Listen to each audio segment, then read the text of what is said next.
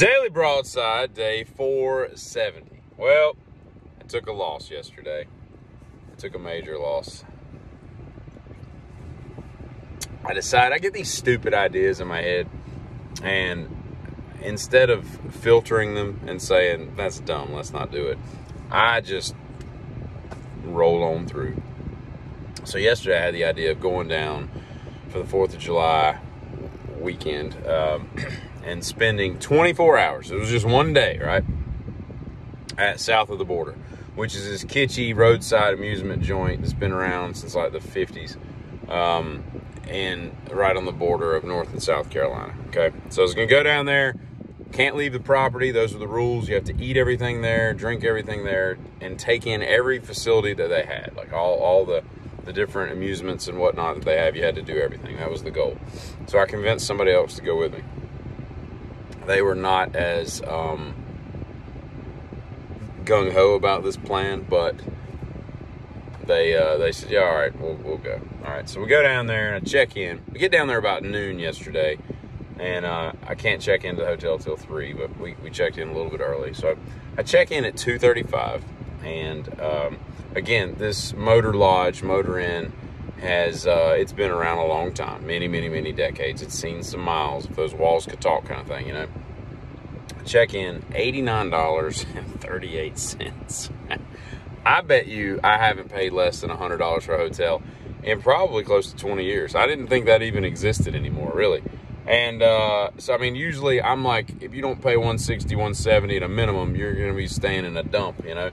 And that rule proved true yesterday, you know, because it was bad. It was bad.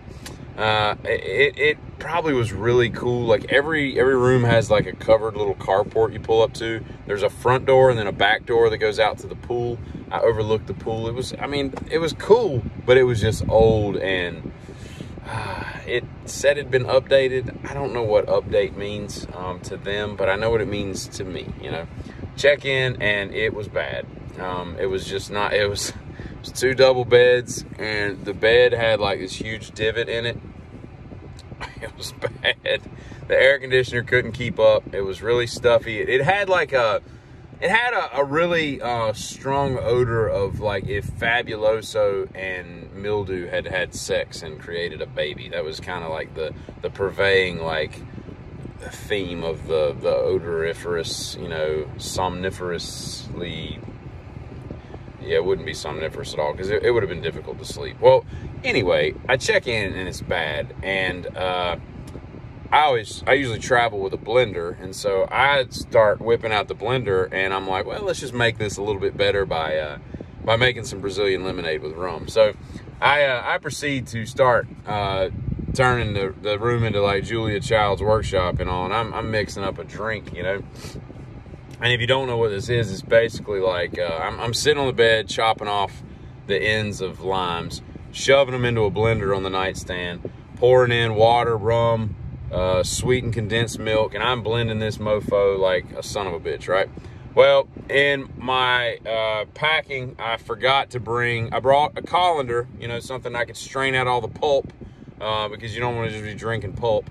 I brought a zester. I made some little zest so we could sprinkle that in there and all, but the problem was I brought 2 thermoses, and that's what we were going to drink them out of at the pool that I never made it to. More on that in just a minute.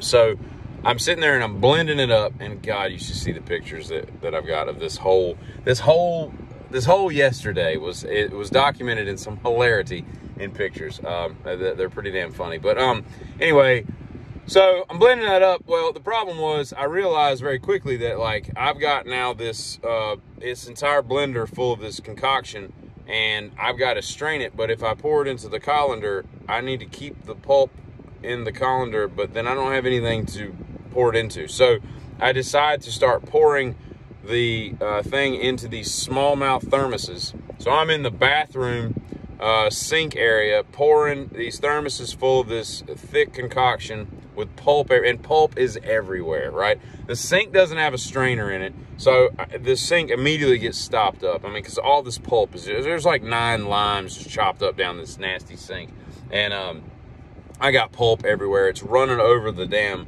thermos, it's overflowing and all this. So then I was going to take the thermi and I put the colander back on top of the blender, and I pull that back in there, and then that starts sorting out all the pulp. Well, the problem is the base of the colander was wider than the blender, and somehow in the process of all this, the bottom of the blender, the little spinner thing, had come unscrewed. So while I was using it, it leaked all over the nightstand. So now there is Brazilian lemonade mixture all over the nightstand, leaking on the floor.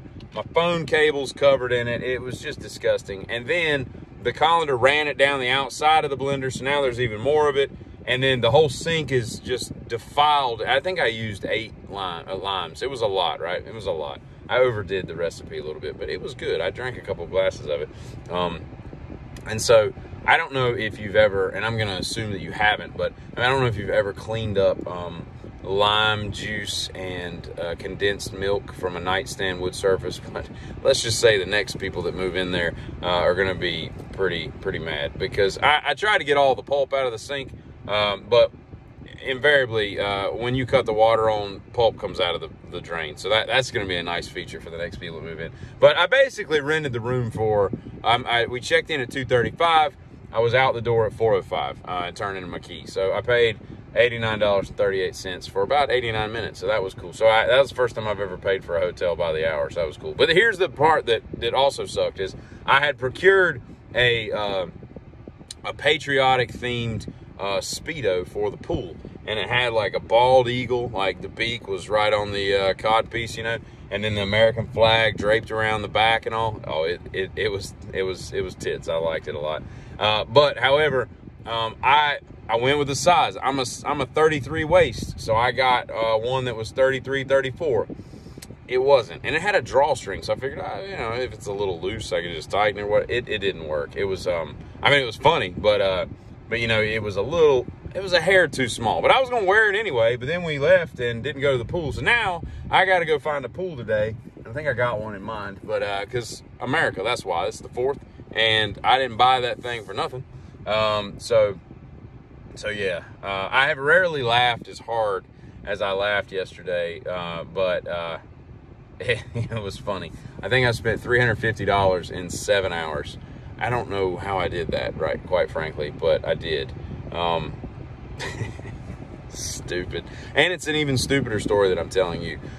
So anyway, have a great 4th of what's left of this weekend, or it's winding down. Giddy.